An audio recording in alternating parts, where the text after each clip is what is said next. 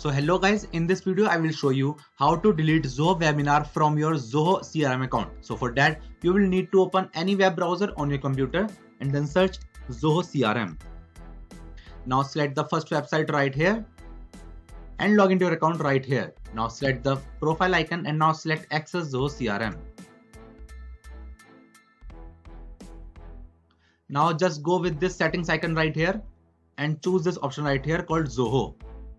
Now you can see the Zoho webinar section right here and you can see this option right here called manage. So you just have to click on this and you can see this deactivate integration option. Now just click on this and select from these two options. I'll go with this delete data permanently, and after that you will just need to select this button right here called I understand disable now.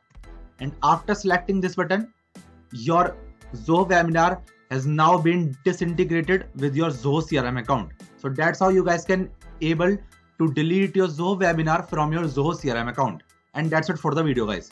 If you find this video helpful, then make sure to share it with your friends and also subscribe to our channel for more such videos. And thanks for watching.